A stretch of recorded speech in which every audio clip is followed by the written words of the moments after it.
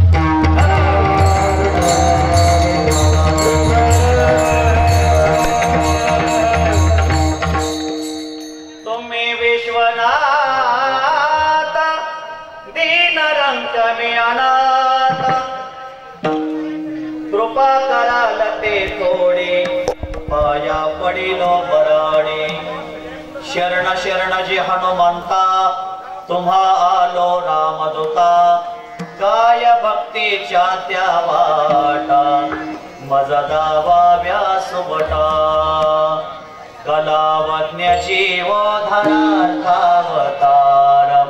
कलांकांकते ज्योतिका मोदिवक्त्रं कलानीशवादा मनोदार दक्ष समाधिस्थमूर्ति भजे ज्ञानदेव नागेन्द्रहाराय त्रिलोचनाय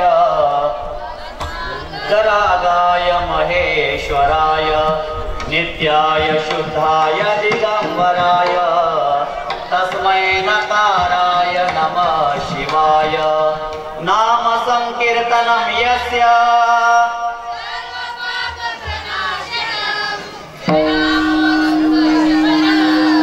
तं नमामि हरिं परं।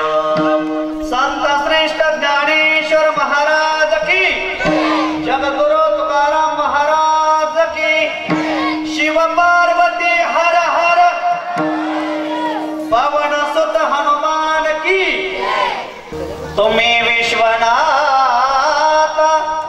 दीन रंग मी अनाथ, कृपा कराल ते थोडी पाया पडिलो बराडी। प्रस्तुत प्रसंगी प्राप्त स्थळी संप्राप्त सेवेसाठी निवडलेला अभंग महान भगवत भक्त श्री जगद्गुरु तुकोबरा यांचा 4 चरणाचा अभंग सेवेकरता निवडलेला आहे। या अभंगामध्ये जगद्गुरु तुकोबरा विश्वनाथाला प्रार्थना करतात, याच्यामध्ये मागणी करतात आणि प्रार्थना करतात। मागणी आणि प्रार्थना हे जवळजवळचे शब्द आहेत। तुकोबरा या अभंगामध्ये विश्वनाथाला प्रार्थना करतात। तुकोबरा विश्वनाथाला म्हणतात, तुम्ही जगाचे विश्वनाथ आहात आणि मी कसा आहे, दीन आहे, रंग आहे आणि अनाथ आहे। तुम्ही विश्वनाथ दीन रंग मी अनाथ, मी दीन आहे, मी रंग आहे, मी अनाथ आहे। फक्त एक करा, माझ्यावर तुम्ही कृपा करा, पण जास्त कृपा करू नका, थोडी कृपा करा। कृपा कराल ते थोडी पाया पडेलो बराडी, माझ्यावर थोडी कृपा करा। आणखी मी दीन आहे, रंग आहे, अनाथ आहे आणि मला तुमचं प्रेम रूपी वाहतूक मला माझ्या जीवनामध्ये, तुमच्या जीवनामध्ये मला द्या। एवढी इच्छा तुम्ही पूर्ण करा, कारण तुम्ही विश्वाचे नाथ आहात आणि आम्ही सर्व अनाथ आहे। अनाथ या शब्दाचा अर्थ सेवक आहे आणि नाथ या शब्दाचा अर्थ मालक आहे। जगाच्या पाठीवर मालक भगवान भोलेनाथ आहेत। आंधळे गावचे, मलवडी गावचे, मान तालुक्याचे, सातारा जिल्ह्याचे, महाराष्ट्राचे एवढ्यावरती मर्यादित ते मालक नाहीत। पूर्ण विश्वाचे मालक माझे भगवान परमात्मा महादेव आहेत। आणि त्या महादेवा समोर, भोलेनाथाच्या समोर माझे श्री जगद्गुरु तुकोबरा कोण आहेत ते, ज्यांचा अधिकार काय आहे, ज्यांची सेवा त्रैलोक्याचा भगवान परमात्मा करतोय। तुका म्हणे आम्ही विधीचे चिनिते, स्वयंभू ऐते केले न हो। असा विश्वाचा चालक मालक भगवान परमात्मा हा जगद्गुरु तुकोबरांची सेवा करतोय। आमदार, खासदार, मंत्री सोडून द्या, कोण सेवा करतोय? जगाचा मालक सेवा करतोय। आणि तेच तुकोबरा म्हणतात, मी दीन आहे, रंग आहे, तुम्ही विश्वाचे नाथ आहात, तुम्ही विश्वाचे मालक आहात, फक्त एक करा, माझ्यावर थोडी कृपा करा। विठाल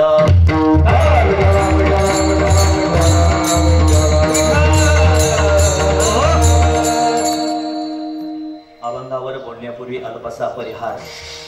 कार्यक्रम कशा निमित्तानं, त्याचं आयोजन काय आहे, प्रयोजन काय आहे, माहित आहे तरी सांगणं हे वक्त्याचं कर्तव्य आहे।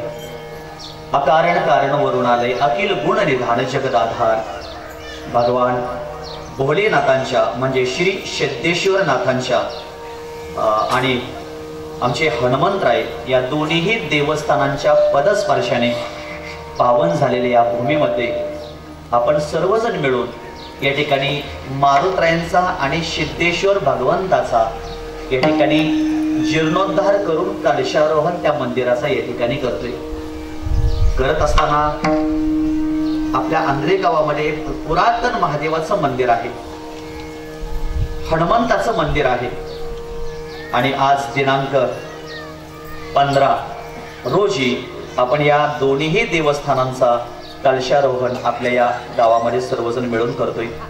सकाळी 7 वाजता कलश मिरवणूक झालेली आहे। 7:45 वाजता मंदिरामध्ये प्रवेश केलेला आहे। 9:30 वाजता गणेश पूजन होम हवन झालेला आहे। नंतर आता 10 ते 12 परंतु उशीर झाल्यामुळं एक 10:30 ते 12:30 पर्यंत आता 11:15 वाजले आपण या ठिकाणी सेवा करणार आहोत। आणि त्याच्यानंतर माझे गुरुवर्य परम मित्र गुरुबंधू आदरणीय बाल ब्रह्मचारी सूळ महाराज यांच्या हस्ते कलशारोहण होणार आहे आणि त्याच्यानंतर महाप्रसाद। बरोबर आहे ना? काही चुकत असेल तर मला सांगा। असं हा कार्यक्रमाचं आयोजन आपल्या या गावामध्ये आहे आणि आपण सर्वजण मिळून गेल्या अनेक वर्षापासून ज्या कार्यक्रमाची आतुरता वाट या ठिकाणी पाहत होता त्या कार्यक्रमाचा आजचा दिवस आहे। सर्व ग्रामस्थ, तरुण परमार्थिक प्रेमी पारायण मंडळ, आपलं हे आंधळे गाव, या भागाला उभा राहिलेले आमचे विनेकरी महाराज आहेत, या भागाला उभा राहिलेले सर्व टाळकरी वृंद आहेत, गायनाचार्य माझे परम मित्र आदरणीय तुषारजी महाराज गाडे ते या ठिकाणी उपस्थित आहेत, माझे परम मित्र ज्यांचा भरदास्त आवाज आहे आदरणीय हरिभक्त पारायण गायनाचार्य आमचे संतोषजी महाराज माने महाराज या ठिकाणी आहेत, माझे परम मित्र आदरणीय गणेशजी महाराज कदम आहेत आणि गोड मृदंग वादक सूळ महाराजांच्या संस्थेमध्ये जे तयार झालेले आहेत, अगदी कमी वयामध्ये लहान वयामध्ये ज्यांनी मृदंगाची कला प्राप्त केली ते आदरणीय आमचे गोरे महाराज, बाळाचं नाव काय? श्रेयश, नाव श्रेयश आहे। आयुष्यामध्ये श्रेयश हा आपलं नाव सुद्धा श्रेय केल्याशिवाय राहणार नाही, म्हणजे प्रिय हे श्रेय शब्दाला अर्थ आहे प्रिय ही आहे आणि ते नाव मोठं उज्ज्वल केल्याशिवाय राहणार नाही। मला आज या ठिकाणी तुमच्या गावाचं दर्शन, तुमच्या गावाची सेवा करण्याचा मला या ठिकाणी योग आलेला आहे। सेवा म्हणतोय, कीर्तन नाही। ठरवून केलं जातं त्याला कीर्तन म्हणावं आणि न ठरवता केली जाते त्याला सेवा म्हणावं। सेवा ते आवडे उच्चारावे नाम, वेद वेद काम निवारोनी। मला सूर देत चला गेले। आपण सर्वजण मिळून या ठिकाणी सेवा करतोय। ज्यांच्या निमित्तातून आले ते माझे परम मित्र आदरणीय हरी भक्त परायण विकासजी भाऊ शेंबडे पाटील यांच्या माध्यमातून सेवा करण्याचा योग आला, त्यांना धन्यवाद देतो। मेजर साहेबांना धन्यवाद देतो। सर्व कमिटी मंदिराची जी सेवा करतात, ज्यांनी आतापर्यंत तन मन धनाने या दोन्हीही भगवंताची सेवा केलेली आहे, या सर्व पारायण मंडळासाठी एकदा टाळ्या वाजवा। या भागाला खाली बसलेले आमचे आदरणीय सुतार महाराज आहेत, बरोबर आहे ना? या गावचे सर्व भजनी मंडळ आहेत, सर्वांचा नामोल्ली करणं शक्य नाही। मला तुमची नावं माहित नाहीत, हळूहळू तुमची नावं सगळ्यांची मला माहिती होतील, पाठ होतील, पण मी आलो तर नाही आलं तर तुमचं नाव मला माहिती होणार नाही। असो, अण्णा पाठीमागे बसलेले आहेत आणि या गावचे सरपंच, सुंदर प्रकारचं नियोजन, म्हणजे गावचे प्रथम नागरिक ते आमचे आदरणीय हरिभक्त परायण दादासाहेबजी काळे साहेब आहेत। सर्व ग्रामस्थ आहेत, सर्व पहिपावणे मंडळी, नातेवाईक मंडळी, सर्व या गावात राहणारे भाविक भक्त आहेत, सर्वांना मी वंदन करतो। गोड साऊंड सिस्टीम आहे, फक्त लक्ष द्या माझ्याकडे। लग्न झालंय का? नाही ना? जर गोड दिली तर पुढच्या वर्षी सुपारी फुटल, एकदम गोड द्या। आम्हाला गायनाची आवड आहे, सवय आहे, आम्ही काहीतरी साधना केलेली आहे, म्हणून तुम्हा सर्वांना वंदन करतो, माता भगिनींना वंदन करतो आणि माझी सेवा तुमच्या सर्वांच्या चरणी या ठिकाणी समर्पित करणार आहे। तुम्हा सर्वांना वंदन करतो आणि सेवेला आपण प्रारंभ करणार आहे। कीर्तन बरोबर 11:15च्या आसपास 12:20ला आपण या ठिकाणी पूर्ण करणार आहे। जरी झाली लेट तरी गाडी जाणार थेट। हा गाडी कधी मुक्कामाला पोच करायची हे कोणाच्या हातामध्ये असतं? श्रेयश ड्रायव्हरच्या हातामध्ये असतं. आवाज द्या.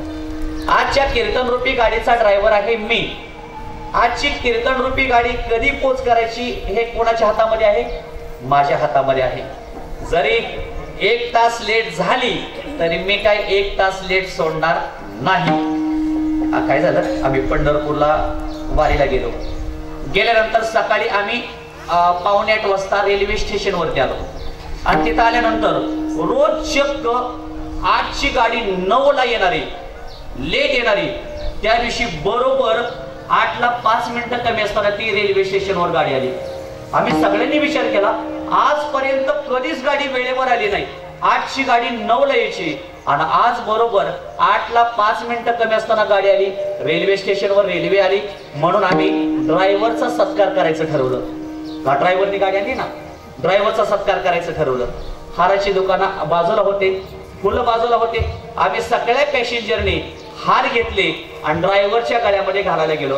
ड्रायव्हर म्हणले, का हार घालताय, का माझा सत्कार करताय? नाही हो म्हणलं, तुम्ही रोज 8ची गाडी 9ला येणारी, तुम्ही आज 5 मिनिटं लवकर गाडी आणली म्हणून आम्ही तुमचा सत्कार करतोय. ड्रायव्हर म्हणले, महाराज ही 8ची गाडी नाही, ही कालची गाडी आहे.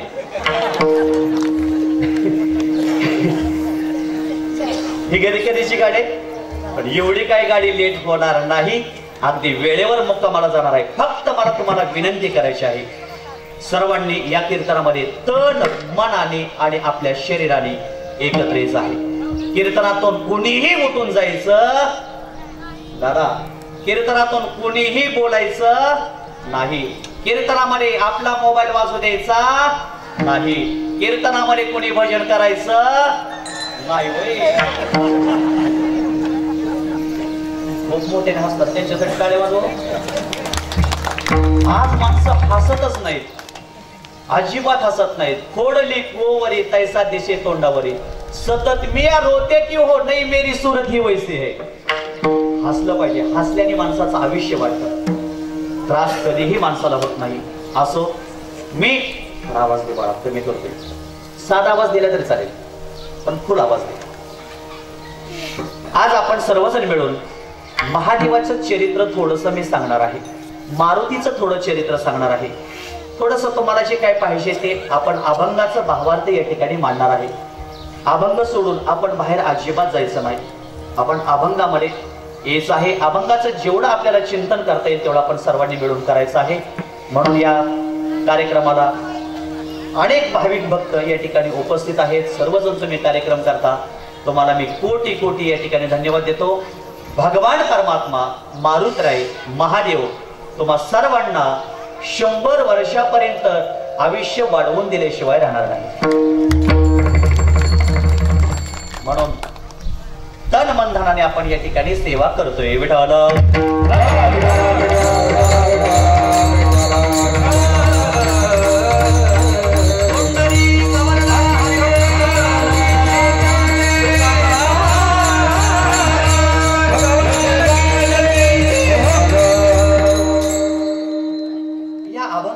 श्री जगद्गुरु तुकोबराय विश्वनाथाला प्रार्थना करतात. या देहावर आल्यानंतर संतोष महाराज कोणाचं तरी ऋण असतं. पहिलं ऋण आहे भगवंताचं ऋण आहे. का ऋण आहे? त्या भगवंताने आम्हाला चांगल्या कुळामध्ये जन्माला घातलं म्हणून त्या भगवंताचं ऋण आपल्यावर आहे. पवित्र ते कुळ पावन तो देश जेते हरेचे दास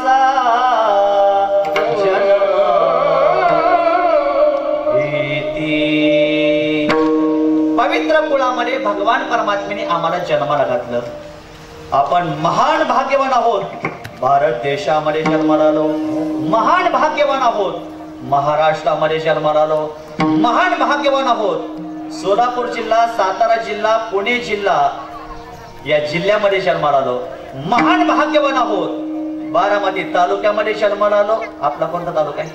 मान तालुक्यामध्ये जन्माला आलो, इंदापूर तालुक्यामध्ये जन्माला आलो आणि याच्यापेक्षाही महान भाग्यवान आहोत. ज्ञानोबराय तुकोबरायांच्या नंतर जन्माला आलो.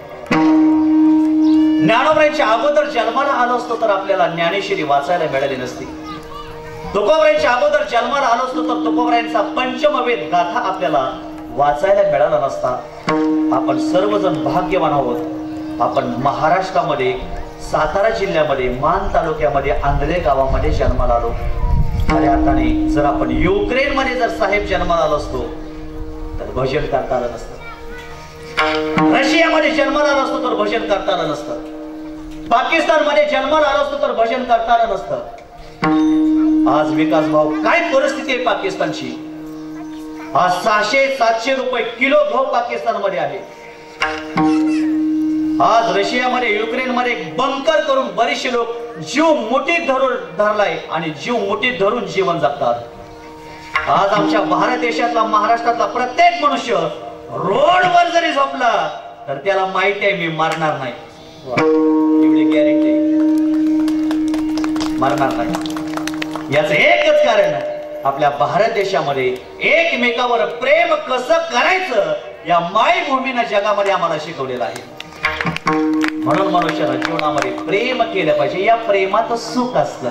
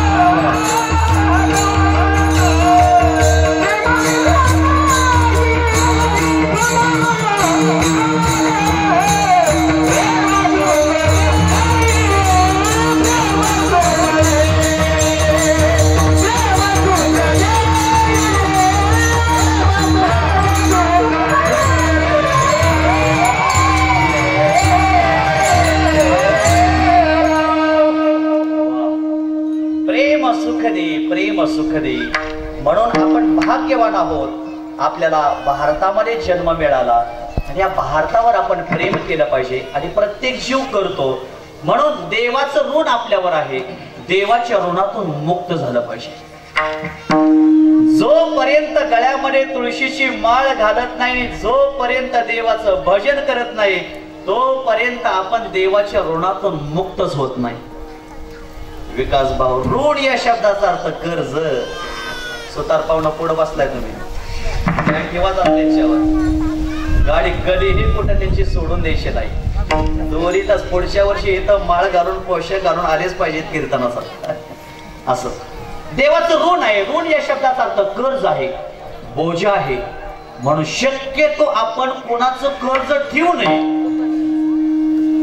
भोलेनाथाचं कर्ज आपल्यावर आहे, मारुत्रायाचं कर्ज आपल्यावर आहे, त्याचा बोजा आहे आपल्यावर. तुम्ही म्हणताल काय त्या भगवंताकडून आम्ही कर्ज घेतलंय, काय घेतलंय, काय ऋण आहे. अहो त्या देवाचं एवढं ऋण आहे की आपण जन्मच्या जन्म घेतला तरी त्या ऋणातून मुक्त होऊ शकत नाही. याचं एकच कारण त्या भगवान परमात्म्याने आम्हाला काय दिले.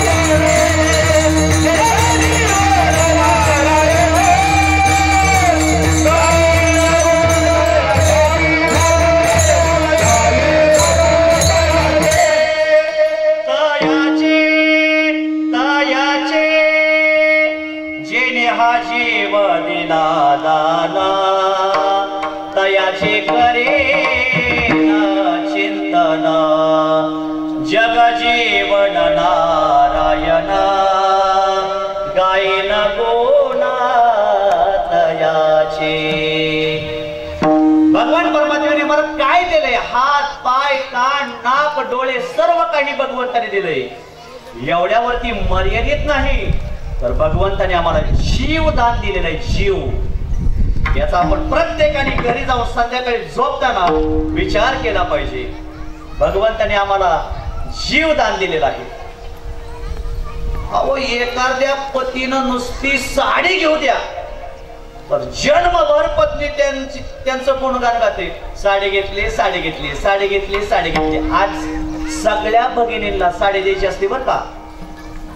कारण कलश त्यांच्याशिवाय बसू शकत नाही, होऊ शकत नाही. प्रत्येक मुलीचे पैसे त्या कलशाला असतात. मग आपल्या भगिनींना आपण वस्त्रदान केलं पाहिजे, दिलं पाहिजे. म्हणून साडी जरी पतीने घेतली तर पत्नी जन्मभर पतीचं नाव घेते, जन्मभर घेते. नुसती साडी घेतली तर जन्मभर नाव घेते. भगवान परमात्म्याने आम्हाला शरीर दान दिलं, जीवदान दिला. आम्ही त्याचं कधी घेतलंय भजन? कधी घेतलंय त्याचं नाव? कधी केलंय त्याचं चिंतन? सकाळी उठल्यापासून देवाचं नाव घेतो का पतीचं नाव घेतो? हा, ते नवरा बायकोचं एकमेकावर एवढं प्रेम, एवढं प्रेम, एवढं प्रेम. 63चा आकडा, 63चा आकडा माहितीये ना? 63चा आकडा म्हणजे एवढं प्रेम एकमेकाचं, एवढं प्रेम. हा, आता काही ठिकाणी 36चा आकडा असतो. तुमचा नाही, आमच्या तसंच आहे. घरामध्ये श्रीमंतच पती पत्नी एकमेकावर प्रेम करतात, यात नवल नाही. गरीब जरी कुटुंब असलं तर नवरा बायको घरात खायला नसू द्या पण जीवापाड एकमेकावर प्रेम करतात. काशीमध्ये एक असंच घर राहत होतं, कबीर महाराजांच्या शेजारी. गरीब कुटुंब होतं. आपल्या 63च्या आकड्यासारखं एकमेकाचं प्रेम. पतीने विचार केला, माझी पत्नी काय काम करते? सगळं गुरांचं काम करते, धारा काढायचं काम करते, सगळं घर लुटून करायचं, शेतीचं सगळं काम माझी पत्नी करते. पण मी तिला काहीच घेऊ शकत नाही. तिला माहिती होतं आपल्या नवऱ्याची परिस्थिती हालाकीची आहे, गरिबीची परिस्थिती आहे. परंतु त्याला काय वाटलं, मी काहीच घेऊ शकत नाही माझ्या पत्नीला. पण त्याने विचार केला, येणाऱ्या 2 महिन्यांनी वाढदिवस आहे पत्नीचा, आपण त्याला काहीतरी घेतलं पाहिजे. त्याने काय केलं, स्वतःच्या पगारातला सगळा पैसा बाजारला खर्च व्हायचा. परंतु त्याने काय केलं, बायकोसाठी तंबाखू खायची सोडली. जरा बारीक आहे का? हा, बायकोसाठी काय सोडली? खायची तंबाखू खायची सोडली. आता तंबाखूची पुढे 10-15 रुपयाला असेल. एक 2-3 महिन्याचे पैसे साठवले, पत्नीसाठी तंबाखू खायची सोडली. आणि जे पैसे साठले होते तंबाखू खायची सोडली, वाचवले पैसे. आणि ते काय 200-400 रुपये, 500-1000 रुपये साठले असतील, त्या पैशाची त्यांनी नथ खरेदी केली. काय येतात ज्वेलर्सचं दुकान, आता आमच्याकडे सांगतो, नीलकंठेश्वर ज्वेलर्स मध्ये तो गेला आणि पत्नीला 1-2 तोळ्याची नथ घेतली. पूर्वीचा दृष्टांत आहे बरं का. 2 तोळ्याची नथ घेतली, बॉक्स मध्ये पॅक केली आणि घरी आला. पत्नीला वाटलं, आज माझा वाढदिवस आहे, काय मला माझे पती गिफ्ट देते, काय गिफ्ट देतात. एवढी खुश झाली, एवढी खुश झाली. अहो, ती स्वर्गातनच फिरायला लागली, जमिनीवर फिरतच नव्हती. कारण की आयुष्यात कधीच काय मिळालं नाही. नथ आणली. मग बॉक्स उघडला, पाहायला गेलं तर नथ त्याच्यामध्ये निघाली. नथ निघाली. पाहायला गेलं तर पूर्वी, आता वडिलाची परिस्थिती हालाकीची असल्यामुळे काय नथनी मिळाली नाही, म्हणून लग्नाच्या अगोदर होल नाकाचं बुजू नाही म्हणून त्यानं कशाचा काटा घातला? बोरीचा काटा त्याने घातला. पण लग्न झाल्यावर आता दुर्दैवानं म्हणा कसं म्हणा, नवऱ्याची परिस्थिती गरीब मिळाली, पण ते होल काय झालं, बुजून गेलं बऱ्याच दिवसानंतर. पण बघा, पतीनं नथ आणली, सकाळी उठली, आंघोळ केली आणि नथ घालायला गेली. हे रगात निघालं, पण तिनं घातलीच. निघाले, नथ घातली. सगळ्या गावात इथं कार्यक्रम आहे, मस्तपैकी कलशाचा, मस्तपैकी महादेवाच्या कलशाचा, मारुतीच्या कलशाचा. आणि आली, येता येता सगळ्यांच्या घरी जायची. तुम्हाला माहित नाही का माझ्या नवऱ्याचं माझ्यावर किती काय आहे प्रेम आहे. पहिल्या अध्यायापासून शेवटच्या अध्यायापर्यंत अख्खं पुराण सांगायचे, अख्खं पुराण. माझ्या नवऱ्याचं माझ्यावर किती प्रेम आहे, किती प्रेम आहे, किती प्रेम आहे. प्रत्येक घरी जाऊन सांगायची. आणि हे कबीर महाराजांनी बघितलं. तिच्या तोंडाला बट्टा लागलाय. सगळ्याला सांगते माझा नवरा, माझा नवरा, माझा नवरा, माझा नवरा. माझ्या नवऱ्याने नथ घेतली. सगळ्याच्या घरी जाते. नेमके कबीर महाराज 4 वाजता पुराण सांगायला, प्रवचन सांगायला निघाले ज्ञानेश्वरी घेऊन. नेमकी समोरनच आली. तिने विचार केला ह्याला त्याला सांगण्यापेक्षा आपलं महाराजाला सांगूया का. मग महाराजांनी जर कीर्तनात आपलं नाव घेतलं तर किती लोकांपर्यंत जाईल, किती आपली जाहिरात होईल, किती आपला प्रचार होईल. नेमके कबीर महाराजांच्या समोर आले. जन्मात कधी पाया पडली नाही, पण सांगायच्या निमित्तातून पाया पडली. महाराज पाया पडू द्या. तू कशासाठी माझ्याकडे पाया पडाले मला माहिती आहे. आले महाराज तुम्हाला तर मनातलंच घेऊ की हो म्हणायला पाया पडालाय. हा कशासाठी आली मला माहिती आहे. सांगा ना मग, सांगा ना कशासाठी आली. सकाळपासून तुझ्या तोंडाला बट्टा लागलाय माझा नवरा, माझा नवरा. माझ्या नवऱ्याने नथ घेतली, माझ्या नवऱ्याने नथ घेतली. बरोबर आहे, तुझ्या नवऱ्यात तुझ्यावर प्रेम आहे. तुझ्या नवऱ्यानं तुला 2 तोळ्याची नथ घेतली. बरोबर आहे. पण ऐक ना पुढचं, ऐक ना. काय मला सांगा ना. तुझ्या नवऱ्यानं 2 तोळ्याची नाही 200 तोळ्याची नथ घेतली. आणि जर माझ्या भगवान परमात्मेनं नथ घालाय तुला जर नाक दिलं नसतं, विहिरीसारखा खड्डा दिला असता, मग तिथं काय पोळ उभा करून काय नथ ठेवली असते का, नथ घातली असते का हेंद्रे. खरं सांग. आणि त्याला नाक पण नव्हतं, अगदी 2 होलच होती. आणि नथ घातल्यावर अशी दिसायला लागली जणू काय कोंबडीनं कांदा पळवलाय. आता मनाप्रमाणे नाक नाही तेरे माया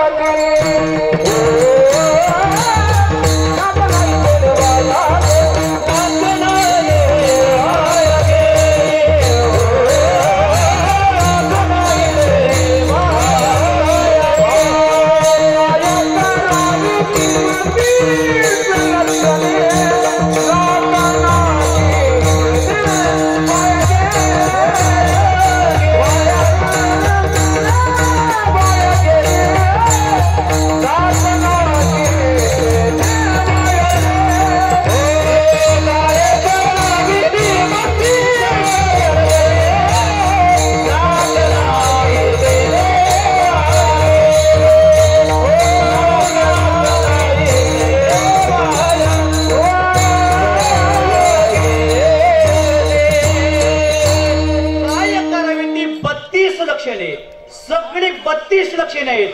पण नाक नाही चांगलं मिळाल्यावर काय झालं, ती 32 लक्षणे काय झाली, वाया गेली. देवाने सगळं तुम्हाला दिलेलं आहे. आणि भगवंताने जर नाक दिलं नसतं, नाक या शब्दाचा अर्थ नाका, घास मोडावा आणि तोंडाजवळ द्यावा. अन्न चांगलंय का खराब आहे विटलंय कोण सांगतो, कोण सांगतं, नाक सांगतं. खऱ्या अर्थाने नाक जर इथं वरती दिलं असतं तर कुठल्या बी पोराने वाळू भरली असते त्यात. काय भगवंताने नाक, तोंड, डोळे भाग व्यवस्थित दिलेले आहेत. म्हणून अग तुला 2 तोळ्याची नाही 200 तोळ्याची भगवंताने नथ घेतली.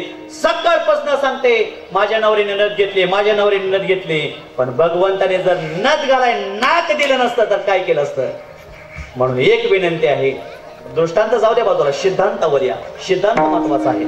तसं भगवान परमात्म्याने आम्हाला जीवदान दिला, हात, पाय, कान, नाक, डोळे दिले. मग त्या भगवंताने आपल्याला सर्व शरीर दिले, दान दिले. मग त्या भगवंताच्या ऋणातून मुक्त झालं पाहिजे. कधी होईल, नामचिंतन केलं, भजन केलं की मुक्त होईल. त्याच्याशिवाय आपण मुक्त होणार नाही. म्हणून आज तुम्ही सर्वजण सिद्धेश्वर भगवान परमात्मा मारुत्राईची सर्वजण मिळून अनेक दिवसापासून जी राहिलेली सेवा आहे सर्वजण मिळून करता. आज तुम्ही भगवंताच्या ऋणातून या ठिकाणी मुक्त झाला. विठ्ठला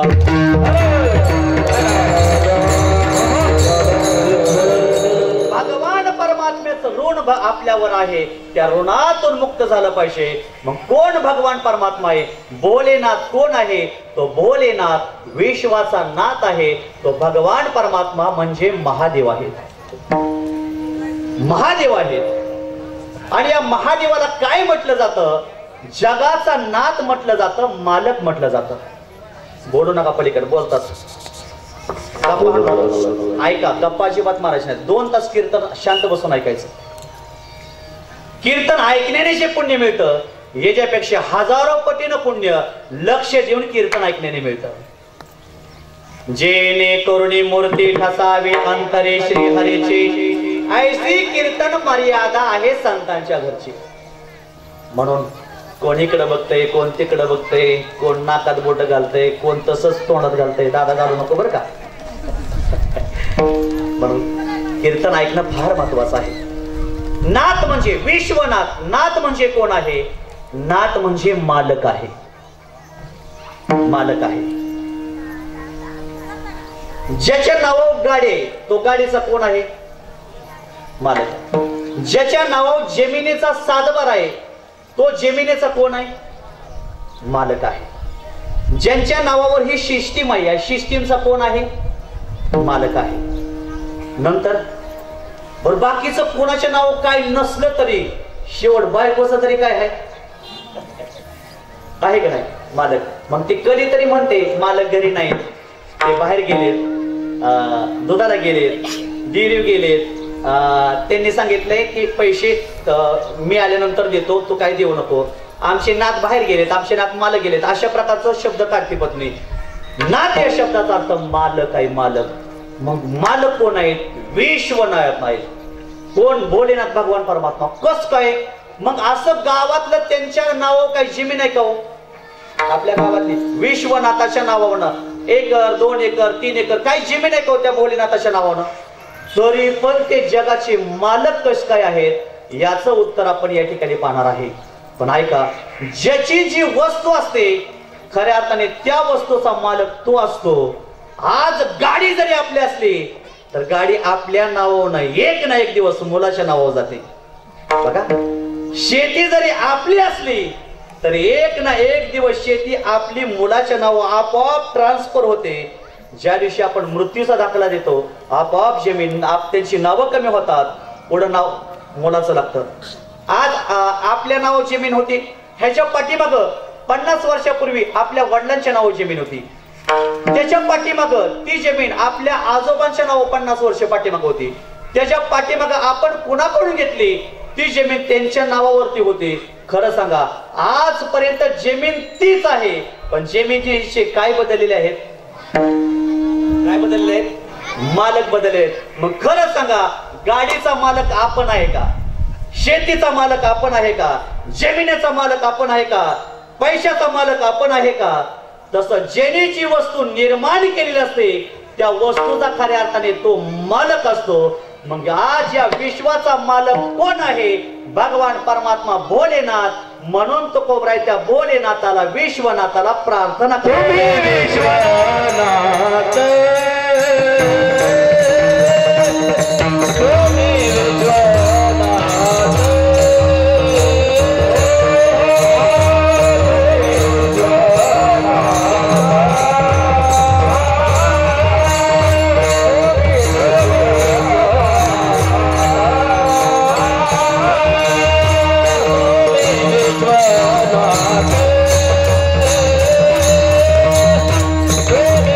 Viva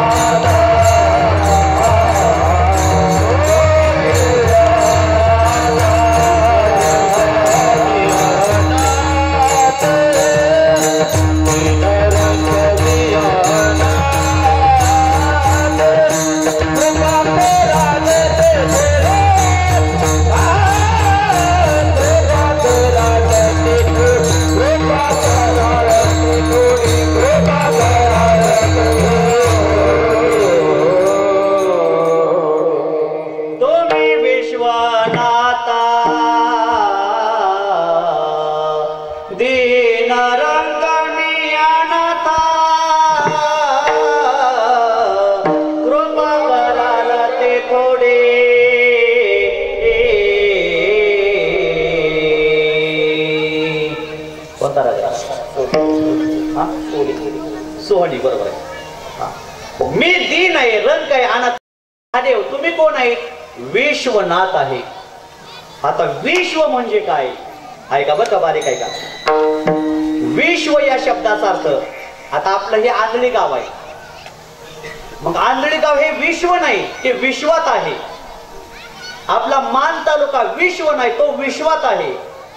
आपला सातारा जिल्हा विश्व नाही, विश्वात आहे. बारीक ऐका तर कळेल, नाही तर कळणार नाही. लक्ष देऊ नका. महाराष्ट्र विश्व नाही, विश्वात आहे. भारत देश विश्व नाही, विश्वात आहे. भारत देशामध्ये, जगामध्ये अनेक खंड आहेत, हे विश्व नाहीत. किती खंड आहेत एकूण? किती किती खंड आहेत? 7. घड्याळावर काटे किती बाळा? 12. वा वा वा, हे आपल्या भारताची भावी पिढी. घड्याळाला काटे किती? 12.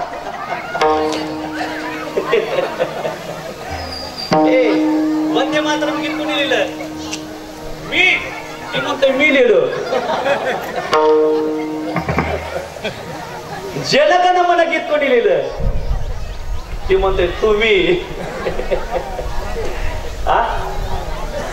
वंदे मातरम गीत कोणी लिहिलं? MPSC ला UPSC ला प्रश्न आहे, काय करता तुम्ही?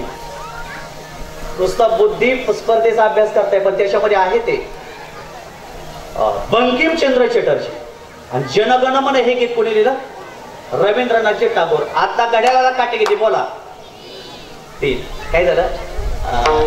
एकदम म्हणजे प्रश्न विचारल्यामुळे ते हे झाले, जरा गडबडले, नाहीतर ते बरोबर सांगणार होते. एकदम बॉम्ब पडला ना. या जगात किती खंड आहेत? 7. आफ्रिका, अमेरिका, युरोप, आशिया. आपण कोणत्या खंडात राहतो? भरत खंडात राहतो. काय म्हणतात? कोणत्या खंडात राहतो? भरत खंडी. तुमचं म्हणणं काय साहेब? अण्णा विनेकर, आपण कोणत्या खंडात राहतो? Very good, 1 number. मला माहिती होतं तुम्ही हेच उत्तर देणार आहेत. आशिया खंड हे वैज्ञानिक दृष्टिकोनातून आशिया खंड आहे, पण आपण सर्वजण मिळून भरत खंडामध्ये राहतो. भरत खंडे नरदेह प्राप्ते हेतो परम भाग्याची संपत्ती, तेथे विवेकाने वैराग्य, त्याचा वशवर्ती तसे परमात्मा. आपण भरत खंडामध्ये राहतो. या देशावर भरत नावाच्या राजाने राज्य केलं, अनेक दिवस राज्य केलं, आणि त्या राजानं या पृथ्वीला, या देशाला स्वतःच नाव देऊन टाकलं, भरत. म्हणून अनेक खंड आहेत. अनेक खंड म्हणजे विश्व नाही, तर काय विश्व आहे? जग. जग म्हणजे विश्व आहे. बारीक ऐका, जग म्हणजे विश्व आहे. मग या जगात अनेक ब्रह्मांड आहेत. बाबा, या जगात किती ब्रह्मांड आहेत? अनंत ब्रह्मांड उदरी हरी हा बालक नंदा घरी.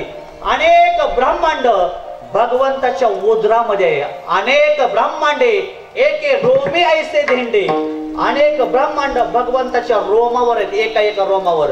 जशी मुलं उन्हाळ्याच्या दिवसामध्ये खिशामध्ये गोट्या खेळण्यासाठी खिशे भरून घेऊन जातात, तसं भगवान परमात्म्याच्या एका एका रोमावर भगवंताची ही पृथ्वी एक एक ग्रह आहे, एक एक ब्रह्मांड आहे. अनंत ब्रह्मांड भगवान परमात्म्याच्या उदरामध्ये आहेत. अनंत ब्रह्मांड बघा, अनंत ब्रह्मांड भगवंताच्या उदरात आहेत. मग एक ब्रह्मांड केवढं आहे? एक ब्रह्मांड किती भुवनाचं एक ब्रह्मांड आहे? 14 भुवनांचं. गुगल मध्ये प्रश्न आहे, किती भुवन आहेत? 14 भुवनांचं एक ब्रह्मांड आहे. तशी अनंत ब्रह्मांडे भगवंताच्या उदरामध्ये आहेत. आता 14 भुवन कोणते आहेत? तुमचं लक्ष नाही कोणाचं माझ्याकडं? बघ, जड जाते काही, जड जाते घ्यायला, जड जात. आता मी माझ्या अभ्यासाप्रमाणे सांगतोय.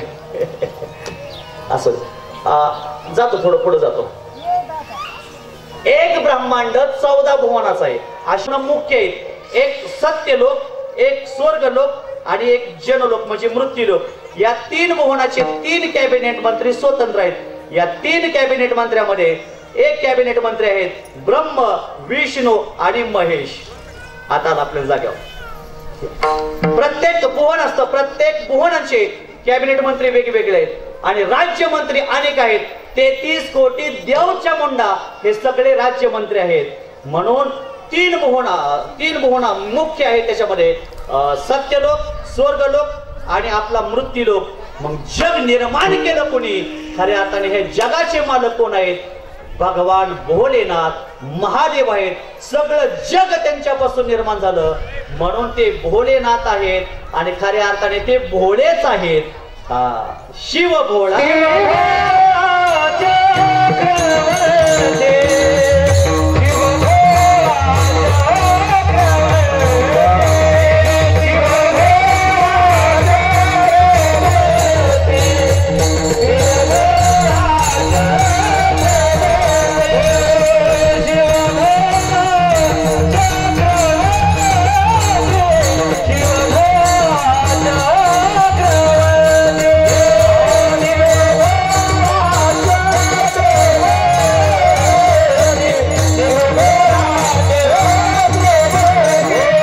गावात राहायला जागा द्या, मला सत्ता द्या. राहायला स्मशानात बंगला बांधला. दुसरी गोष्ट, अंगाला काय लावतात? चिता भस्म. मेलेल्या माणसाची राख लावतात. यज्ञातली राख पवित्र असते, त्याच्यातून पुण्य प्राप्त होतं. यज्ञ केलंय का आपण? होम केलंय का? जर केलं असेल तर त्यातली राख घरी न्या, रोज कपाळाला लावा. आपल्या जीवनामध्ये आपल्याला पुण्य मिळल्याशिवाय राहणार नाही.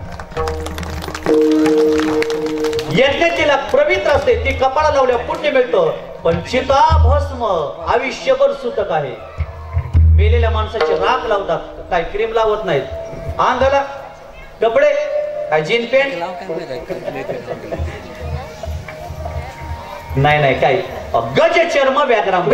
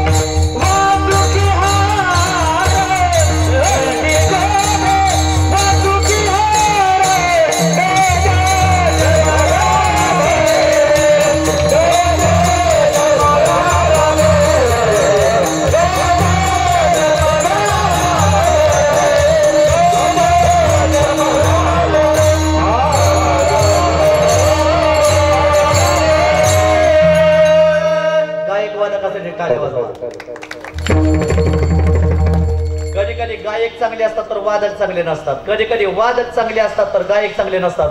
कधी कधी दोन्ही चांगलं असलं तर सिस्टीम चांगली नसते. कधी कधी तिन्ही चांगलं असलं तर ऐकायच लोक नसतात. आज जो त्रिवेणी योग या ठिकाणी आलाय, मला तरी आता असं वाटतंय आजचं कीर्तन आळंदीत नाही तर पंढरपूर मध्ये चालू आहे. कधी कधी विकास भाऊ एक गायक मिळत नाही, मुश्किल आहे. पण आज 3-3 गायक आपल्या गावात आहेत. इकडे 2-3 गायक आहेत. एवढं आपलं नशीब आहे. आपल्यावर भोलेनाथाची मार्गदर्शक कृपा आहे. आपल्या गावात एवढे गायक, एवढे वादक, एवढे टाळकरी येतात. आपलं पुण्य आहे आपलं. चला, गज चर्म व्याघ्रांबर. गज चर्म म्हणजे कधी कधी वाघाचं कातड, सिंहाचं कातड अंगाला गुंडाळतात, हरणाचं कातड गुंडाळतात, त्याच्यावर बसतात. चिता भस्म फेअर अँड लवली नाही बरं का, पावडर ते पाऊंड्स अजिबात नाही. बर गळ्यामध्ये काय घालतात? पैशाच्या माळा नाही, रुंडांच्या माळा. काय प्रमाण आहे म्हणून सांगा फक्त. भस्म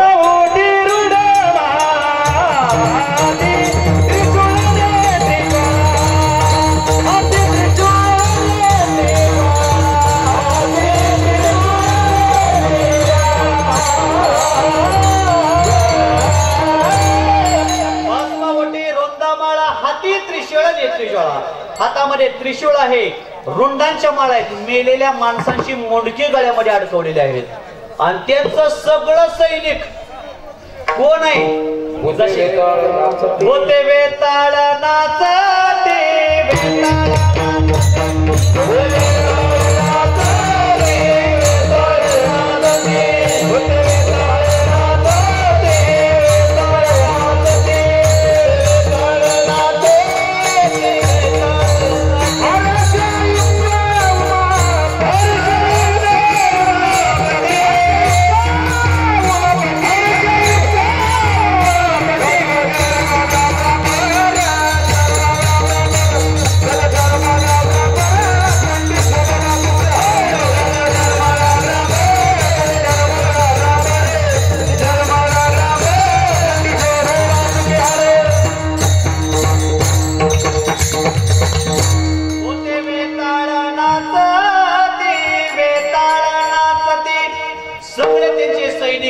त्यांचे सेवक म्हणजे भूते बेताळ त्यांच्या जवळ आहेत, माणसं नाही त्यांच्या जवळ. भूते आहेत, बेताळ राहतात ते स्मशानामध्ये, बंगला स्मशानामध्ये मांडला.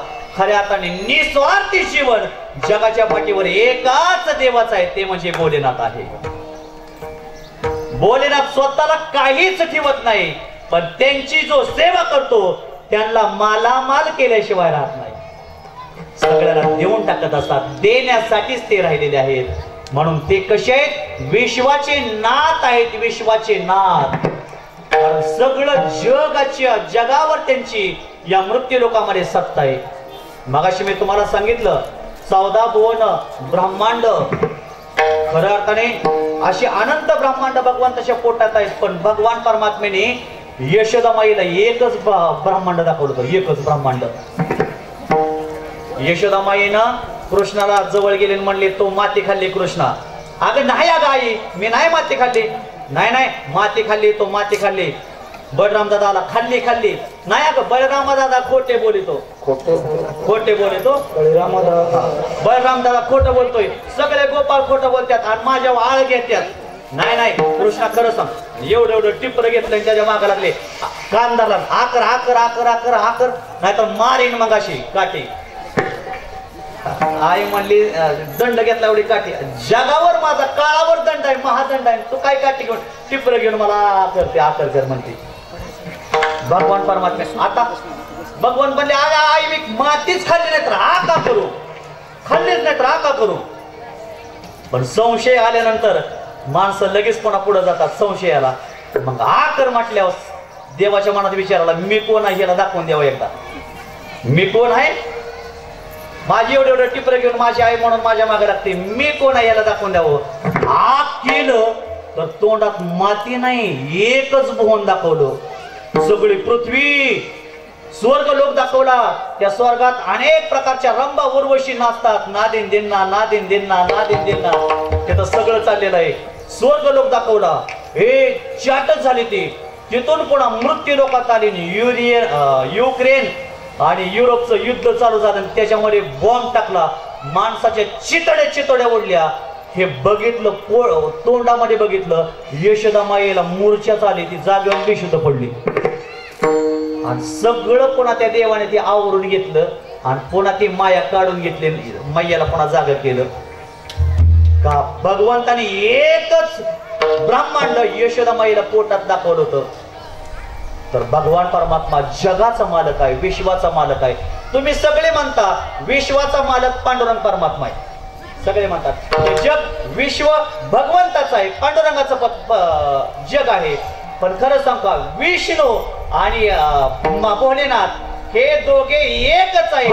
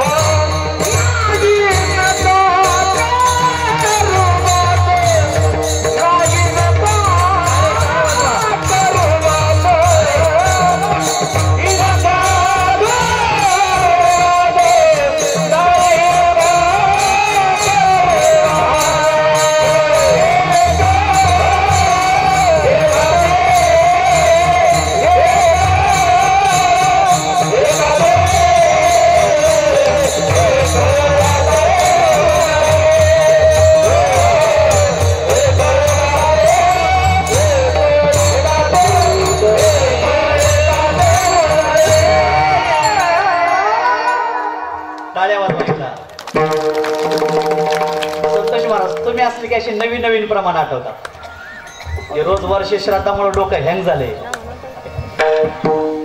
हरी हरा भेद नाही नका करू वाद. हरी आणि हर एकच आहेत आणि म्हणून जग सुद्धा दोघांचं मिळून एकच आहे. ते दोघं वाद घालत नाहीत, आम्ही एकमेकाला वाद घालतोय. हा तो खाल्ल्याळेचा तो वारलेला ती जरा आला तर मी येणार नाही कीर्तनाला. अरे तुझं चित्तच निर्माण नाही तर काय येड्या परमार्थ करणार आहे. तो का म्हणे चित्त करा रे निर्मळ एवढे गोपाळ राहे येते. त्या दोघांनी कधीच आयुष्यात वाद घातला नाही. म्हणून एका महादेवाचं नाव रामेश्वर आहे. भजन करी महादेव राम पूजी सदाशिव. रामाचं भजन महादेवाने केलं आयुष्यभर भजन केलं. भजन करी महादेव राम पूजी सदाशिव. सतत महादेवाने राम प्रभूंचं भजन केलं का त्यांनी भेद कधी मानला नाही. म्हणून विटेवर भगवान परमात्मा विष्णू आहे. खऱ्या अर्थाने तो विष्णू आणि आपला हा भगवान परमात्मा भोलेनाथ हरी हर हे दोघं एकच आहे. त्या दोघाची एकच सत्ता या जगावर आहे, विश्वनाथावर आहे. गाडी आपली जरी असली तर शेवट आपण निघून गेल्यानंतर आपली गाडी दुसऱ्याच्या नावावर होणार आहे, आपली शेती दुसऱ्याच्या नावावर होणार आहे. तसं आपलं या जगात आपलं काहीच नाही, फक्त वापरायला दिलंय. कसं दिलंय? भाड्यानं दिलेलं आहे. फक्त त्याचा वापर नीट करा आणि जर नाही त्याचा वापर नीट केला तर कधी भगवान परमात्मा जप्त करेल सांगता येणार नाही त्या सांगता. म्हणून ज्याची जी वस्तू असते त्या वस्तूचं ते उपादानकारक असतं. मगाशी मी सांगून गेलो, शेती ज्याच्या नावावर आहे खऱ्या अर्थाने त्या शेतीचा तो मालक आहे म्हणजे उपादानकारक आहे. थोडं विशेष आग्रहाला सांगतो. 4 महिला होत्या, समोर आल्या, ग्लासभर दूध बघितलं. एक जण म्हणली हा ग्लास माझा आहे, हे दूध माझं आहे, हे दूध माझं आहे, हे दूध माझं आहे. हा चौघी म्हणायला लागले दूध माझं आहे, ग्लास मात्र एकच. तेवढ्यात एक जण जवळ आला, त्याने वास घेतला, म्हणला दूध चौघीचं बी नाही, हे दूध आहे म्हशीचं. गायचं का आता काय गायचं तर गायचं. आता कारण का दुधाचं उपादानकारक कोण आहे? गाय आहे. ते दूध कोणी निर्माण केलं? गायीनं केलं. आता ऐका, आपल्याला कुठं जाता येईल? हा मृदंग आहे किंवा हा कपडा आहे शिरीष. हा कपडा कोणाचा आहे? दोऱ्याचा आहे. दोरा कोणाचा आहे? कापसाचा आहे. कापूस कोणाचा आहे? जमिनीचा आहे. जमीन कोणाची आहे? वायूची आहे. वायू कोणाचा आहे? नाही, जमीन जलाची आहे. जल कोणाचा आहे? वायूचा आहे. वायू कोणाचा आहे? आकाशाचा आहे. आकाश कोणाचा आहे? हे जर शेवट गेलं तर शेवट भगवान परमात्म्यापर्यंत आपण जाईल. मग हे विश्व कोणाचं आहे? या भगवान परमात्म्याचं आहे.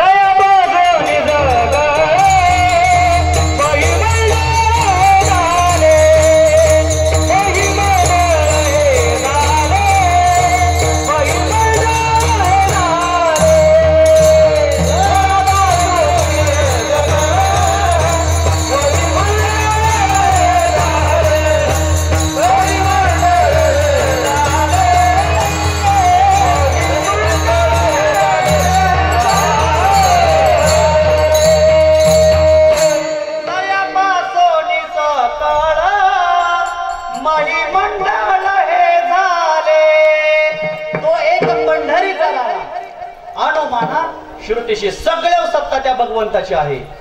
आता गेल्या आठवड्यात ऋषी पंचमी झाली. ऋषी पंचमीला सगळ्या वस्तू म्हशीच्या लागतात. दूध म्हशीचं लागतं.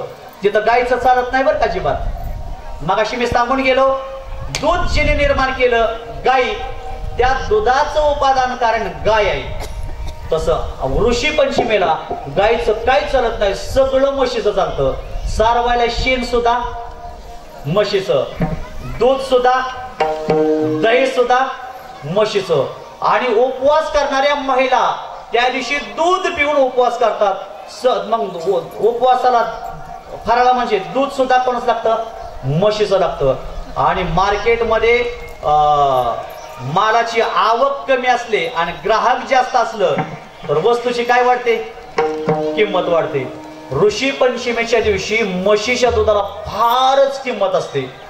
ऋषी पंचमीच्या दिवशी म्हशीच्या शेणाला फारच किंमत असते, शेणाला म्हशीच्या. कारण उपवास धरणाऱ्या महिला जास्त आणि गावात म्हशी कमी. मग त्या दिवशी बरेचशी म्हशीचे मालक, बरेचशा म्हशीच्या मालकीनी शेण तोळ्या विकतात, तोळ्या. हा, गोटा जर असला ना, रात्रभर जागा राहतात त्या म्हशीच्या शेणापाशी पाठीमाग गोट्यात. हा, वारकरी नाही एकादशीला रात्रभर जागर करत. 1:30 तासाला घ्या वरकून, घ्या वरकून. पण ही बिचारी एका महिलेचा जवळजवळ 10-5 म्हशी. आता उत्पादन कमी आहे, घेणारे जास्त आहेत शेण. मग ती रात्रभर गोट्याला जागा राहिली, रात्रभर. आणि म्हशीचा स्वभाव असा आहे, जागे वाचल्यावर शेण जास्त टाकणार नाही, पण तिला जर सोडलं, जर ओदाळली अशी पटांगणात जाऊन मग मात्र शेण भरपूर टाकते. म्हशीचा स्वभाव आहे. मग तिनं जेवढं शेण होतं तेवढं गोळा केलं, सगळं शेण तोळ्यावर विकलं. सोनाराच्या दुकानातून काटा आणला, हाणू नाही म्हणून, तोळ्यावर शेण विकलं. आणि आपली चरायसाठी म्हशी सोडल्या, त्यातली एक म्हैस उधळली. आता एक म्हैस उधळली आणि नेमकी पळाली. आणि आता ती बिचारी आपली बहुमाताला किंमत म्हणून, जास्त म्हशी आहेत म्हणून पाठीमाग थांबली. एक म्हस उधळली, पण तिनं गोट्यात काही शेण टाकलं नव्हतं. आणि जी उधळली, जी पुढे गेली, आणि नेमकं एका ताईंच्या दारामध्ये तिनं टाकलं शेण. पाठीवर शेण टाकलं आणि म्हैस गेली निघून, तिथून निघून गेली. आणि नेमकं एक ताई बाहेर आली, बघितलं नेमकं म्हशीचं शेण. जी तोळ्यावर विकणारं शेण, तोळ्यावर विकणारं शेण आपल्या दारात टाकलंय. ती पळालीच घरातनं. चांदीचा काटा आणला घरातनं, चांदीचं घामेर आणलं. आपल्या एरवी शेण गोळा करायला कशाची घामेर? लोखंडाची, आता प्लॅस्टिकची असतात. पण तिनं चांदीचं घामेर आणलं. का? तोळ्यावर विकणारं जे शेण आपल्या दारात पडलंय, आपल्या दारात पडलंय. घरात गेले, घाम्याला घेतलं आणि पळत पळत त्या शेणापाशी आली. आता आपल्या दारात टाकलंय म्हटल्यानंतर ती शेणाची कोण झाली? मालकीन झाली. तेवढ्यात पाठीमागून जिची म्हैस होती का नाही, ती नेमकी हळूच पळत आली. बाई थांब, थांब, थांब. बाई थांब. तुम्ही कशाला मागं बघताय? मी तुम्हाला नाही म्हणलं. ती बाई दृष्टांत टाकली. बाई थांब जरा, थांब. ती जवळ आहे. हात लावू नको, शेण माझं आहे. हात लावू नको, शेण माझं आहे. तिनं म्हटली माझ्या दारात टाकले, ह्या शेणावर मालकीन, शेणाची मालकीन मी आहे, माझं शेण आहे. आणि जी म्हशीची, आता म्हस गेली निघून तिकडे पुढं, म्हस काय थांबते काय त्यावर? तिला काय केलं ते नाही पाठी बघत. म्हैस गेली निघून. ती म्हटली माझी म्हैस आहे, शेण माझं आहे. हिच्या दारात टाकलंय म्हणून शेण माझं आहे. माझं माझं माझं करता जी दोघीशी भांडणं लागली, तिथं काय बोलवावं लागत नाही बरं का. पत्रिका सप्ताह आहे का, गावात आहे का, या कार्यक्रमाला तिथं आपोआप माणसं गोळा होतात. आपोआप आपोआप सप्त्याला लोक येत नाही, गोळा होत नाही. शेजारी असला तरी कळत नाही, पण भांडणं लागले हो. ती बी जरा खात्रा होती, ती बी कमी नव्हती का. अहो कीर्तनात बसले तरी इकडं सर, तिकडं सर, इकडं सर. आम्ही आमचं तांबे, तुम्ही तुमच्या काही नादी लागत नाही, हे तुमच्या बदल तुम्ही. हा, कीर्तनात बसलं तरी इकडे सर, तिकडे सर. 40 गाड्यांची खडखड आणि 2 महिलांची बडबड बरोबर असते. मग माझं शेण आहे, ते म्हणले माझं शेण आहे, ते हे इतकी जी भांडणं सुरू झाली, तेवढ्यात एक महाराज निघाले होते चष्म्यावाले तिथून. एक जणी हाक मारले, ओ महाराज जरा इकडे इकडे इकडे इकडे. महाराज आले. काय झालं, काय झालं? म्हणले ऋषी पंचमी आहे, उपवासाच्या दिवशी तुम्ही भांडणं दोघी जण कसं काय करताय? पोटात काय नाही, भांडणं नाही. म्हणले हे शेण माझं आहे का तीच आहे तेवढं मला सांगा. आता शेण कोणाचं आहे फक्त विचार करायचा आहे. माझं आहे का तीच आहे सांगा. माझं आहे का तीच आहे सांगा. माझं आहे का तिचं सांगा. त्याला चष्मा आता काही दिसत नाही. त्याने चष्मा काढला आणि खाली गेला आणि वास घेतला. त्याने सांगितलं बाई हे शेण तुझं जमीन आहे आणि हे शेण ही जमीन आहे. शेण आहे कोणाचं? म्हशीचं. खऱ्या अर्थाने शेणाचं उपादान कारण कोण आहे? त्या शेणाची सत्ता, शेणावर सत्ता कोणाची आहे? म्हशीची आहे. तसं हे उपादान कारक ज्याचं आहे त्याची या जगावर, विश्वावर सत्ता आहे. तसं हे सगळं जग आपल्याला आपलं जरी वाटत असेल तर हे सगळं जग ज्याचं उपादान कारण जे आहे त्याचं जग आहे, तो जगाचा मालक विश्वनाथ आहे. तुम्ही विश्वनाथ, दीन अनंत मी अनाथ. मग एक करा या विश्वनाथा, ए महादेवा, फक्त एक करा, मी मागणार कमी मागणार, माझ्यावर फक्त तुम्ही थोडी कृपा करा. कृपा करा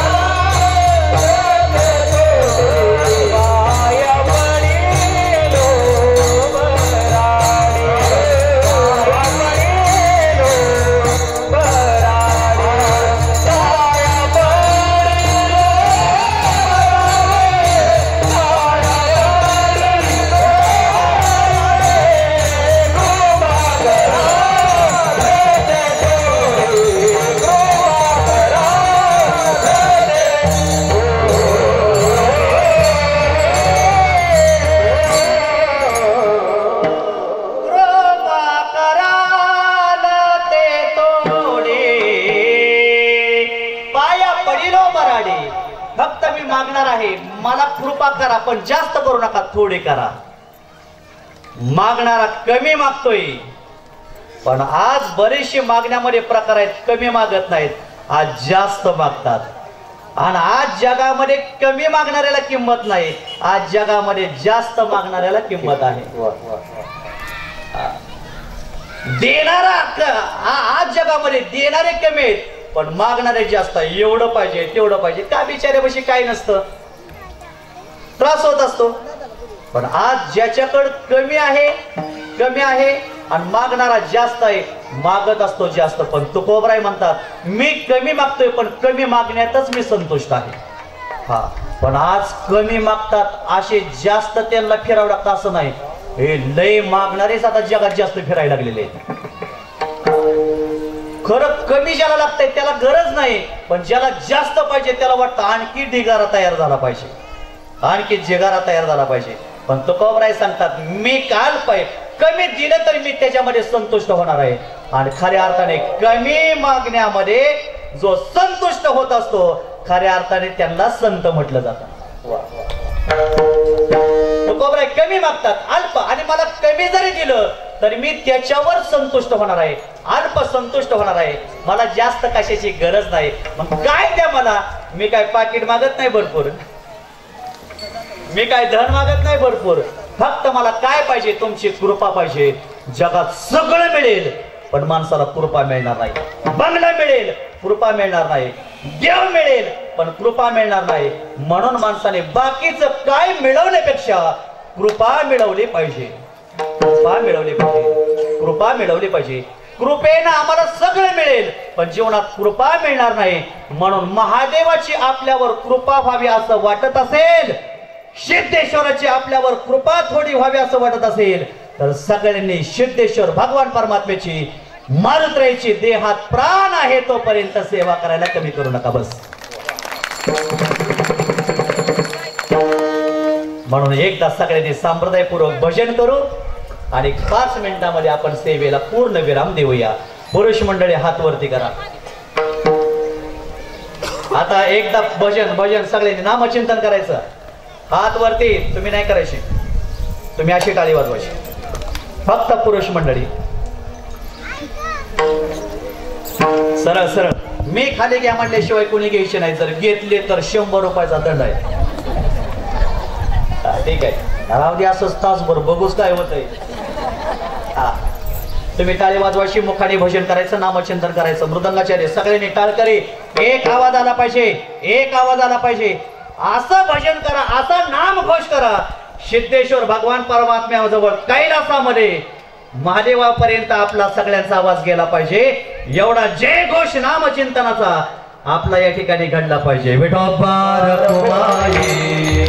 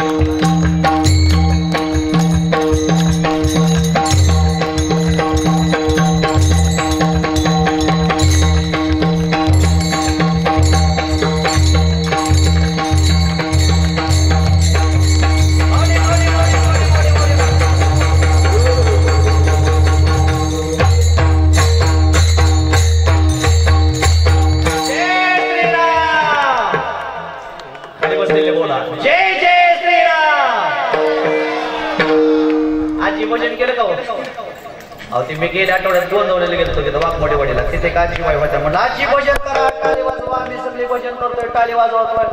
तुम्ही भजन करत नाही, टाळी वाजवत नाही. भजन करा, टाळी वाजवा. त्या आजी हळूच म्हणतात तुमचं तुम्हीच करा, तुम्हाला काय फुकट आणले होई. इकडे आजी आली का इकडे असं भजन केलं पाहिजे. तो का म्हणे ते भजन प्रमाण काय थोडं पण जाळा, कृपा कराले ते थोडी पाया पडिलो बराडी. भगवान परमात्मा कृपा कुणावर करतो? ज्याच्या अंतकरणात अहंकार नाही, ज्याच्या अंतकरणात काम नाही, क्रोध नाही, लोभ नाही, त्याच्यावर देव कृपा करतो. आता मी बघितले तर सरपंच साहेब बसले, खरं गावचे ते प्रथम नागरिक आहेत. आज त्यांनी मान घेतला का हो? त्यांना वाटत नव्हतं का मी हार घालाय पुढे जावं, मला मान मिळावा, मला प्रतिष्ठा मिळावी, मी गावचा नागरिक आहे, मोठा म्हणजे प्रथम नागरिक आहे, मला सगळ्यांनी मला निवडून दिले, मला मान मिळावा. पण कमी वय जरी असलं, लहान असले तरी त्यांनी स्वतःकडे मान घेतला नाही. जे मोठी माणसं आहेत, गावातील प्रतिष्ठित आहेत, त्यांना त्यांनी मान दिला. जीवनामध्ये जो दुसऱ्याला मान देतो, जो दुसऱ्याला मोठं समजतो, जगामध्ये तो माणूस आकाशाच्या उंचीत असतो. जीवनामध्ये जो दुसऱ्याला मोठेपण देतो, जो दुसऱ्याला मोठं समजतो, खऱ्या अर्थाने तो जगातला खूप मोठा माणूस असतो. आज बरीचशी लोक स्वतःला मान घेतात, दुसऱ्याला मोठेपण देत नाहीत. जो जगात दुसऱ्याला कधीच मोठेपण देत नाही, तो माणूस जगात कधीच मोठा होत नाही, कधीच मोठा होत नाही. जीवनामध्ये जो दुसऱ्याला मोठेपण देत असतो, तो माणूस मोठा होतो. आणि जो दुसऱ्याला मोठेपण देत नाही, स्वतः मोठेपण घेतो, तो जगात माणूस कमी होत असतो. आज गावचे नागरिक आहेत, मला इथं आल्यानंतर पाहायला मिळालं, सगळी मंदिरं किती शिवशोभित आहेत, किती छान वाटतंय. आज एवढ्या तरुण वयामध्ये ते या ठिकाणी येतात, भगवंताची सेवा करतात. आज कोण यायला लागले? आमच्या गावचे, आमच्या भागातले बरेचसे सरपंच लोक शिकडं कोण येत नाही, तिसरीकडे त्यांचं असतं कामकाज चालू. खऱ्या अर्थाने असे पारमार्थिक सरपंच आपल्या गावाला लाभणं ही भाग्याची गोष्ट आहे. गावाचं चांगल्या प्रकारचा विकास खऱ्या अर्थाने बऱ्यापैकी ते करत असतील, कारण त्यांच्या चेहऱ्यावरच समजते. जो माणूस विकास करतो, खऱ्या अर्थाने तो माणूस दिसत असतो. सांगत नाही कधी जगाला मी हे केलं, मी ते केलं, मी ते केलं, कधीच सांगू शकत नाही. खऱ्या अर्थाने त्यांनी अनेक कामं केली असणार आहेत, अनेक मदत केली, लोकांना मदत केली असणार आहे, अनेक गोरगरिबाला सहकार्य केलं असणार आहे. आपल्या गावातली मंदिरं सुशोभित केली, मंदिराचा जीर्णोद्धार केला. जो माणूस देवाची सेवा करतो, खऱ्या अर्थाने त्या माणसाला कधीच आयुष्यात देव काही कमी करत नाही, काही कमी करत नाही. आता बाबा आले, आता सेवा पूर्ण करणार. बाबा आले, एकदा टाळ्या वाजवून त्यांचं स्वागत करणार.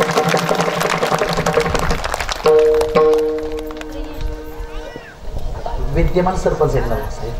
अरे वा, अरे वा. आमदार होणं सोपं आहे, पण सरपंच होणं फार अवघड आहे. खऱ्या अर्थाने त्यांनी आज गावची मनं जिंकलेत, सगळ्यांची मनं जिंकलेली आहेत. सुख दुःखामध्ये एकमेकाच्या सामील होणं, एकमेकाला मदत करणं, एकमेकाला सहकार्य करणं.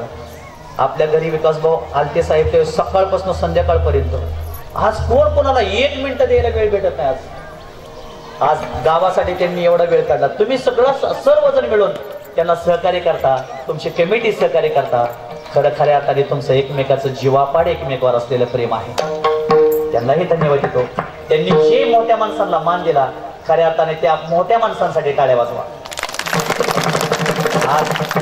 आज ती मोठी माणसं आहेत म्हणून आपलं गाव टिकून आहे. असो, तुकोबराय म्हणतात मी दीन आहे, रंग आहे, अनाथ आहे. म्हणून जीवनामध्ये कधीच कोणाला कमी समजू नका, कधीच कोणाला कमी समजू नका. आता हे आमचा माऊली किती गोड मृदंग वाजवते, किती छान मृदंग वाजवते, कसं धोतर दिसले बघा की.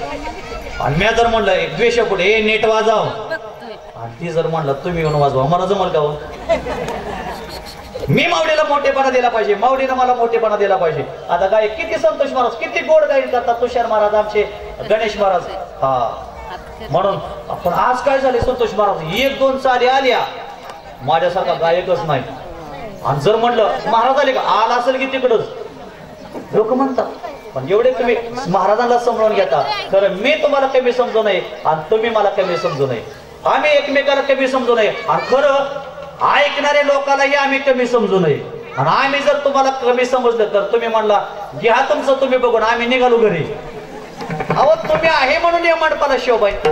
जगात कधीच कुणाला कमी समजायचं नाही. प्रत्येकाकडे एक ना एक विशेष गुण देवाने दिलेला असतो. उदाहरण सांगतो, 4 शिक्षक पोहायला गेले. कुठं जायचं कुठं जायचं कुठं जायचं फिरायला, म्हणून त्यांनी विचार केला आपण चला जाऊ म्हणले उजनीला फिरायला जाऊ. उजनीच्या कडेला गेले, तिथे एक नावाड्या होता. नावाड्याला म्हणले ए इकडे, अरे अलीकडून पलीकडे जायला आणि पलीकडून अलीकडे यायला एका माणसाला तिकीट किती आहे? त्यांनी सांगितलं एकाचे 10 रुपये. चौघाचे किती झाले? 80 रुपये. त्यांनी फिरायला जायचं म्हणून समुद्रात उजनीला गेले. तिकीट दिलं, चौघाचे 80 रुपये दिले. नावात बसले 4 शिक्षक. नाव सुरू झाली, मस्तपैकी नाव निघाली. आता शिक्षकांनी गप बसाव का नाही? एक शिक्षक हळूच म्हणतंय, नाव हाणतंय त्याला, ते चाटो हाणतंय ना त्याला. काय नाव आहे तुझं? ती म्हणलं माझं नाव रामराव. रामराव नाव आहे? शाळा बिळा शिकले का नाही? शाळेत गेले का नाही? काय म्हणलं आमचा आजोबाचा धंदा येस, पंजोबाचा धंदा येस, वडिलाचा धंदा येस, शाळा वगैरे काय माहित नाही. शाळा माहित नाही, शाळेत गेला नाही, माणसाच्या जन्माला येऊन शाळेत गेला नाही, तुझा 50% जन्म वाया गेला. 50% जन्म वाया गेला. थोडी नाव पुढं सरकले, तेवढ्यात एक शिक्षक हळूच म्हणते तुला इंग्रजी येते का? म्हणलं शाळेतच गेलो नाही तर इंग्रजी येण्याचा संबंधच येत नाही. इंग्रजी येत नाही, माणसाच्या जन्माला इंग्रजी येत नाही, तुला 50% जन्म वाया गेला.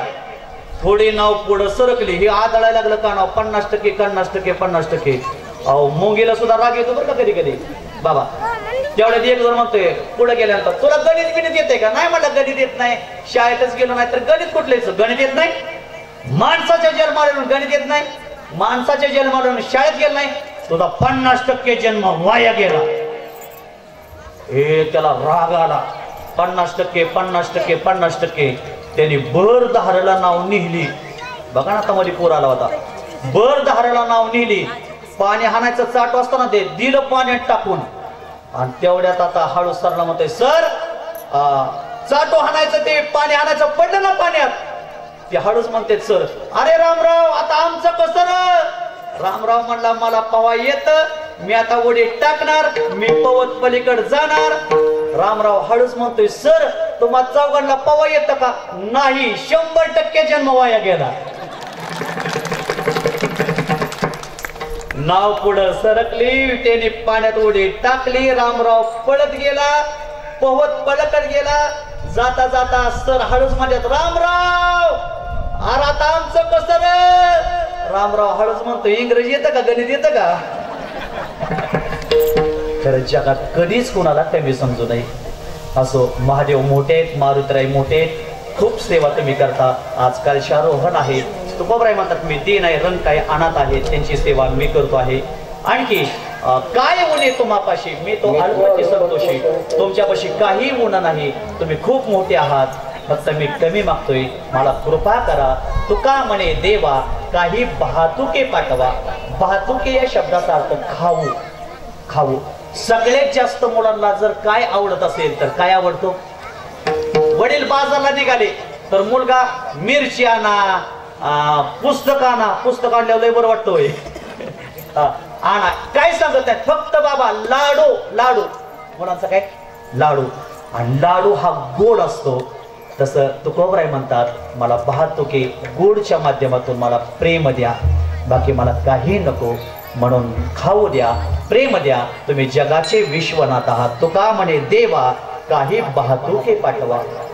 वाहतुके शब्दाचा अर्थ आणखी एका ठिकाणी पण आलेला आहे, त्याचं प्रमाण मला सांगण्यामुळे आठवण आहे. प्रेम वाहतुके पाठवा. देवा प्रेम वाहतुके काही वाहतुके पाठवा. आणखी एक वाहतुके नाही ते नाही. विठाला विठाला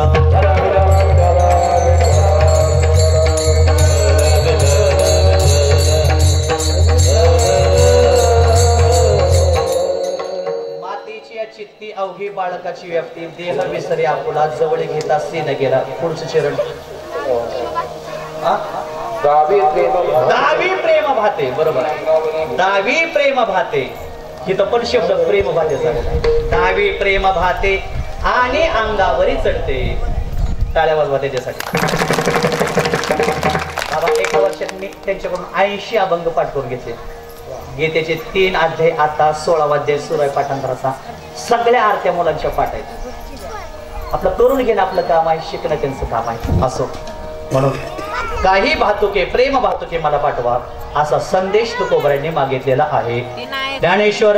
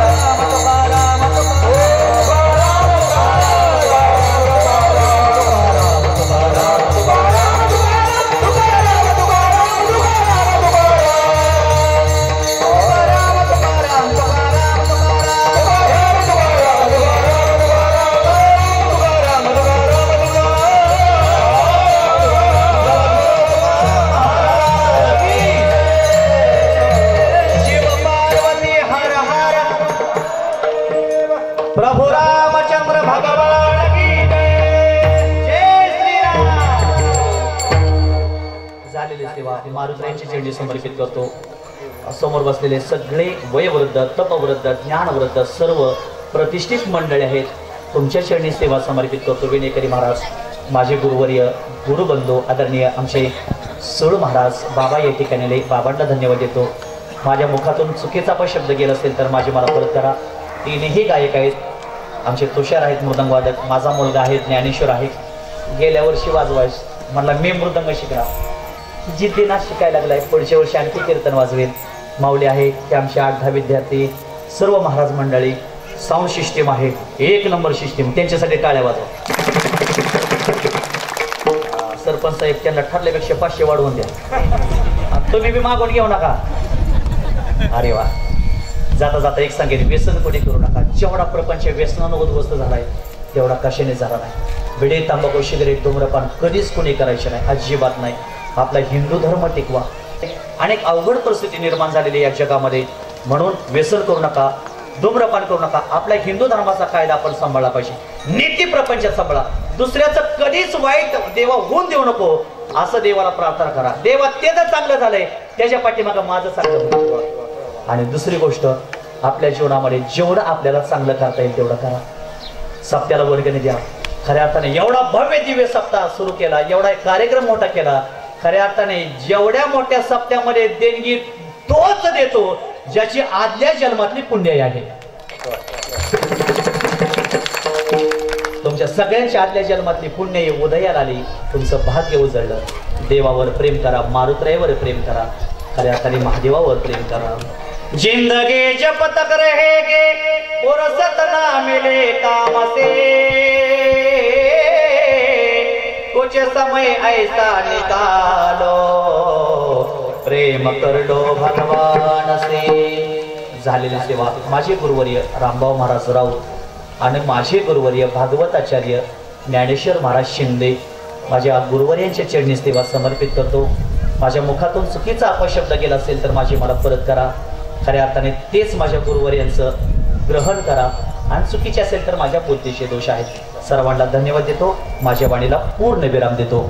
विठ्ठल जय जय विठ्ठल.